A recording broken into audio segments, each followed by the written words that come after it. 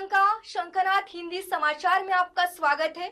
आइए नजर डालते हैं आज की सुर्खियों पर। बुल्ढाणा में भूमि हक परिषद द्वारा विभिन्न मांगों के लिए आंदोलन। जिला कलेक्टर कार्यालय के सामने एक दिवसीय धरना आंदोलन। बुल्ढाणा जिले की गैरान और वन भूमि पर अतिक्रमण धारकों को मालिकाना हक के स्थायी पट्टे दिए जाएं। मुख्यमंत्री एकनाथ शिंदे द्वारा 2024 के शीतकालीन सत्र में की गई घोषणा का क्रियान्वयन किया जाए।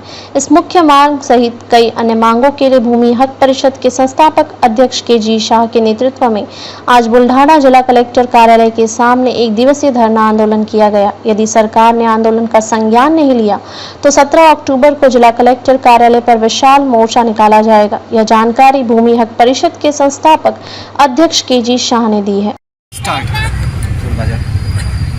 आज 30 तारखेला भूमी हक्क परिषदेच्या वतीने या ठिकाणी प्रचंड संख्येमध्ये धरणे आंदोलन संघटनेच्या वतीने करण्यात येत आहे।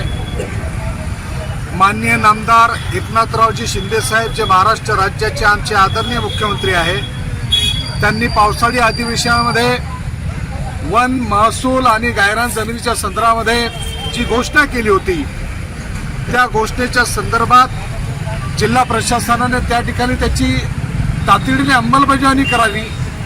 जे वन हक्काचे दावे अपात्र आहेत त्याच्या संदर्भात पात्र करण्याची कारवाई करावी असे माननीय मुख्यमंत्र्यांचे आदेश असताना सुद्धा या ठिकाणी जिल्हा प्रशासन कोणत्याच प्रकारे माननीय मुख्यमंत्र्यांच्या केलेल्या 2024च्या हिवाळी अधिवेशनामध्ये त्या घोषणेला कुठेतरी केराची टोपली दाखवत आहे आणि माननीय मुख्यमंत्र्यांचा अवमान आणि अपमान करत आहे।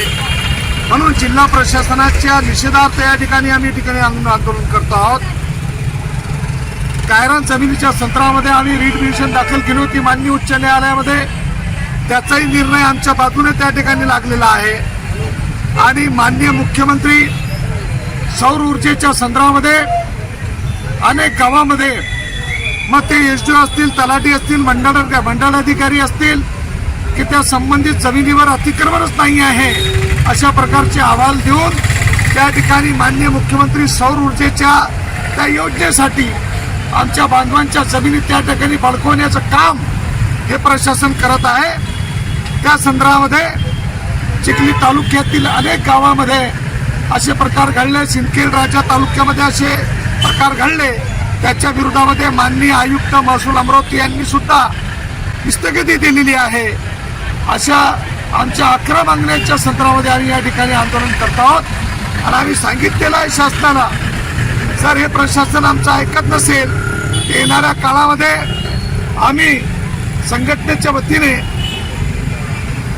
माननीय जिल्हाधिकारी यांच्या कार्यालयासमोर 17 ऑक्टोबरला मोठ्या संख्येने त्या ठिकाणी मोर्चा आंदोलन करणार आहोत आणि शासनाने आजच्या आंदोलनाची दखल घेऊन येणाऱ्या काळामध्ये आमच्यावर पुन्हा आंदोलन करण्याची पाळी आणू नये ही शासन आणि राज्य शासनाला संघटनेच्या वतीने आम्ही विनंती करतो। आज के हिंदी समाचार में बस इतना ही। फिर मिलेंगे देश भर में घटित अहम खबरों के साथ।